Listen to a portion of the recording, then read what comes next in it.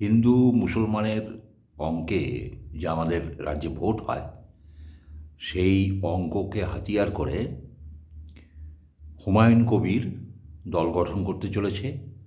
দল গঠন করবে নাকি ওরা মিমের ছত্রছায়া থেকে ভোটে লড়বে এখনও পরিষ্কার নয়। এটা আগামী 22শে ডিসেম্বর ওদের ঘোষিত কর্মসূচি যা আছে সেখানে ঘোষণা হওয়ার কথা নতুন দলের ব্যাপারে। তখন আমরা জানতে পারবো।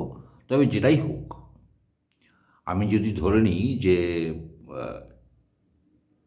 সিদ্দিকী, কবির এবং মিম মানে আসাদুদ্দিন ওবেসি, এরা এই মুসলিম দলগুলো, তার সঙ্গে আমি ধরে নিই সিপিএম কংগ্রেসকেও আমি ধরে নিই, যদি এরা জোট করে, মূলত এটা মুসলিম জোট হবে, সিপিএম কংগ্রেস কর্তব্যের মধ্যে পড়ে না। তো মূলত মুসলিম জোট যদি হয় এবং তারা যদি ভোটে লড়ে, তাদের জন্য খুব বেশি হলে 50টা সিট শিওর তারা এখান থেকে বের করতে পারবে।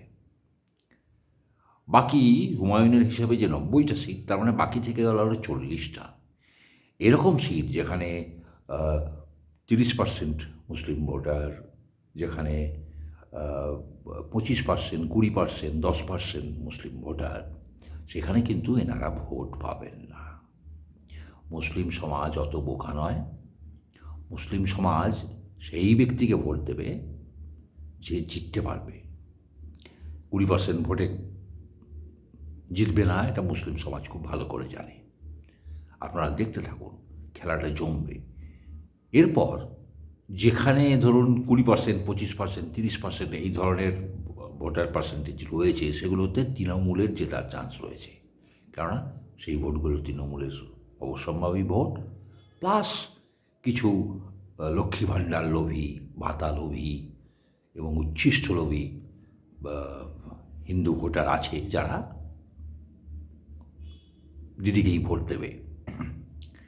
সেখান থেকে 40টা সিট, এরকম 40টা সিট যদি আমি গড়পড়তা, আমরা অত বিশেষজ্ঞের এতে যাব না, আমরা সাধারণ গোদাবুদ্ধি দিয়ে দেখব। 40টা সিট যদি এইদিকে থাকে, টিএমসি যদি দখল করতে পারে, তাহলে বাকি থাকছে দেখুন 90টা সিট হয়ে গেল, 204খানা সিট বাকি থাকলো। এই 204খানা সিটের মধ্যে থেকে বিজেপিকে 160খানা বা 150খানা সিট জিততে হবে। খুব কঠিন লড়াই, খুব কঠিন লড়াই। কেননা টিএমসি কিন্তু শুরুই করবে 40-এর কাছাকাছি একটা সংখ্যা নিয়ে।